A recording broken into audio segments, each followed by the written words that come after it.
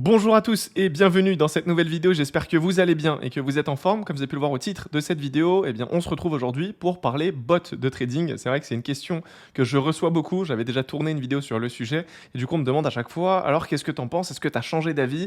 Est-ce que là en 2024 il n'y aurait pas peut-être des opportunités à ce niveau-là? Alors c'est vrai que c'est un sujet qui est quand même assez controversé sur internet et du coup je voulais tout simplement faire une vidéo pour vous expliquer un petit peu mon avis sur la question et pour essayer tout simplement de vous aiguiller au maximum. Donc pour simplifier un petit peu tout ça, j'ai décidé de diviser cette vidéo en deux parties.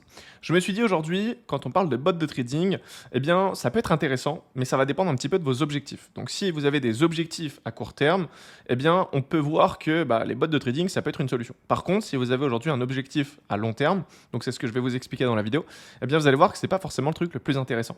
Donc on va commencer sur l'objectif à court terme. Donc pour la faire simple, objectif à court terme, pour moi c'est quelqu'un qui veut juste faire de l'argent rapidement et qui ne veut pas forcément se former en trading, il n'est pas là pour apprendre, il est simplement là pour faire un gros coup et après donc s'éclipser et tout simplement utiliser cet argent dans d'autres projets. Ok, donc ça serait le court terme. Ensuite, on a donc tout ce qui est long terme, c'est des personnes qui veulent vraiment faire un métier, qui veulent apprendre le trading, qui veulent se former, etc., etc.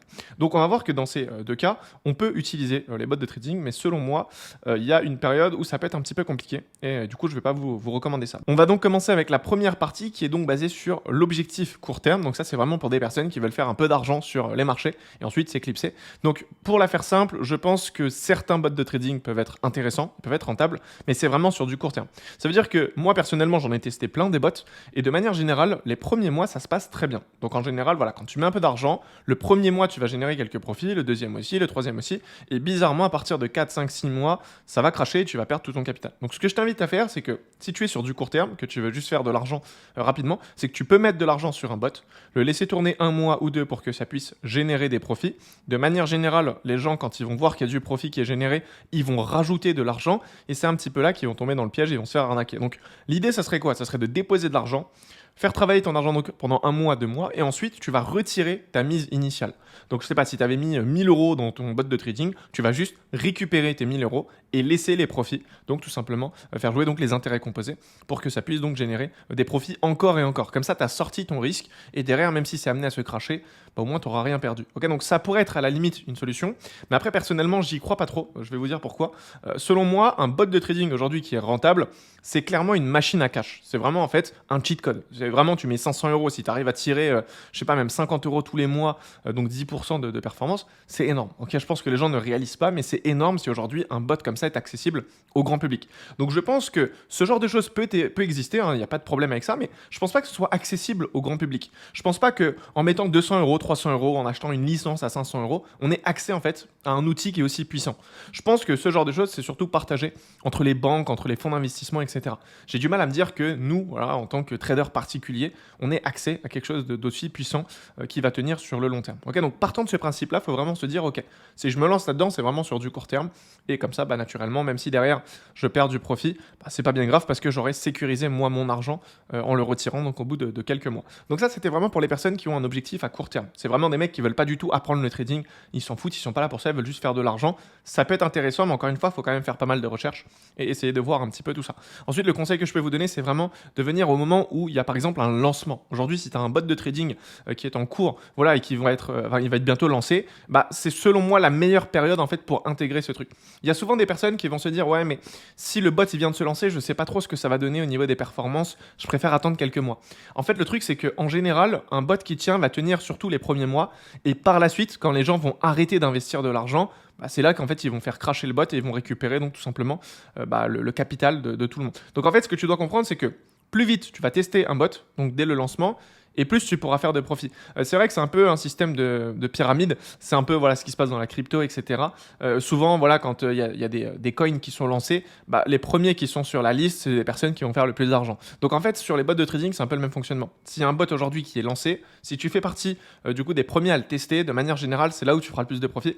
Parce que même si le bot n'est pas rentable, ils vont pas l'annoncer au grand public. Ils vont pas le dire parce que naturellement, ça va avoir un impact négatif sur leur marketing. Du coup, ils vont pas en parler. Donc ce qu'ils vont faire, c'est que ils vont faire comme si le bot il fonctionnait, que ça générait des profits, et en fait ils vont simplement te payer par rapport donc à l'argent qui est déposé par les nouveaux.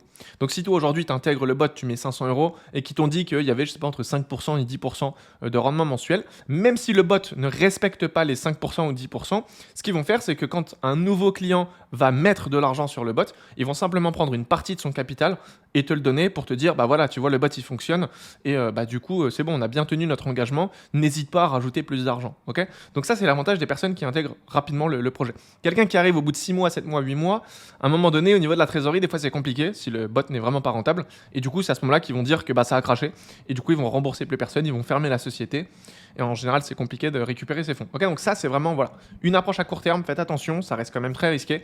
Personnellement j'en ai testé beaucoup et sur le long terme si je dois faire un bilan je suis pas du tout rentable donc en ayant utilisé voilà, tous ces bots.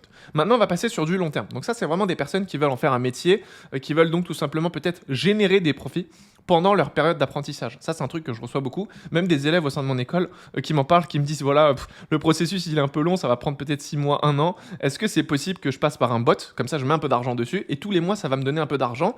Et moi, tranquille, voilà, sur le côté, je continue à apprendre. Qu'est-ce que t'en penses? Ok, c'est une question que je reçois beaucoup. Qu'est-ce que j'en pense? Pour être honnête, bah, c'est pas forcément une bonne idée. Pourquoi? Parce que si le bot fonctionne, voilà, on dit que tu as eu de la chance, voilà, tu es tombé sur un bot qui fonctionne, tous les mois, ça te ramène de l'argent. Bah en fait, le truc, c'est qu'à un moment donné, quand tu vas rencontrer des difficultés dans ton trading, parce que tu es en période d'apprentissage, il y a des moments où tu vas peut-être un peu stagner, tu seras peut-être dans des périodes de drawdown, tu vas forcément te remettre en question. Et le truc, c'est que si tu as trouvé un bot qui fonctionne, bah à un moment donné, tu vas te dire, mais pourquoi je m'embête à apprendre alors que j'ai trouvé un bot qui fonctionne? Et en fait, peut-être qu'à un moment donné, tu vas avoir un switch et tu vas te dire, ok, j'arrête de me former, ça sert à rien, de toute manière, là, j'ai trouvé un truc qui fonctionne, je vais juste mettre plus d'argent dessus et je vais me rémunérer de cette manière-là. Et du coup, ça va te faire, entre guillemets, arrêter le trading et du coup, tu vas juste continuer sur ce bot.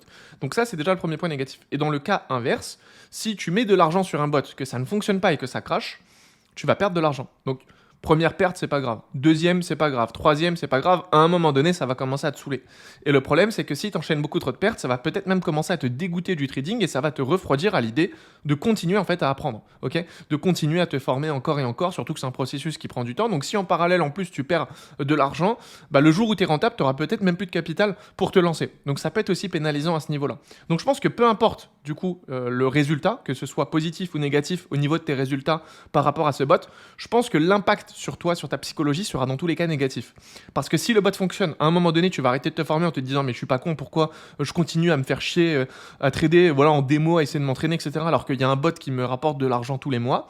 Et si ça ne fonctionne pas et que tu perds de l'argent, à un moment donné, tu vas tout remettre en question et tu vas te dire mais putain, mais même si un bot là aujourd'hui n'est pas en capacité de générer des profits, comment moi je vais le faire? Et peut-être que du coup ça va te forcer à arrêter le trading en te disant c'est de l'arnaque, ça fonctionne pas, etc. Donc je pense que si tu as une approche à long terme et que tu veux vraiment en faire un métier, ne t'intéresse pas aux bots, c'est pas ce que je vais te recommander. Focalise-toi sur ton trading, mets en place les bonnes actions, prends le temps de faire les choses correctement et tu auras forcément plus de résultats. Donc je pense que si tu es sur du long terme, c'est pas une bonne idée de t'orienter là-dessus. Si tu es sur du court terme et que tu veux pas du tout apprendre le trading, tu peux peut-être tester, mais en tout cas garde à l'idée que c'est très risqué et que naturellement si tu mets de l'argent, pars du principe que c'est de l'argent que tu as perdu. Ok, comme ça voilà, il n'y aura pas forcément de soucis à ce niveau-là. Donc voilà, je pense que j'ai pu traiter le sujet correctement. Si vous avez des questions, n'hésitez pas à me les poser directement dans l'espace commentaire. Et si certaines personnes veulent peut-être se former ou en tout cas passer un niveau supérieur dans leur trading, eh bien n'hésitez pas à cliquer sur le premier lien en bas de cette vidéo car pour cette occasion, j'ai pu réaliser une masterclass qui est totalement gratuite dans laquelle je vous apporte pas mal de valeur. Donc n'hésitez pas à checker ça. Et si certains veulent être accompagnés sur les marchés financiers, n'hésitez pas aussi à regarder dans la description car j'ai tout simplement laissé un petit lien pour que vous puissiez réserver un appel avec moi ou un membre de mon équipe. Et comme ça, on pourra voir un petit peu votre profil, essayer d'étudier voilà, vos objectifs, etc. Et par rapport à ça, on vous dira si on est sur la même vision et surtout si on peut vous aider dans cette aventure. Donc voilà, je pense que j'ai pu faire le tour du sujet. Je vous retrouve la semaine prochaine pour une nouvelle vidéo. D'ici là, prenez soin de vous. C'était Pierre. Ciao.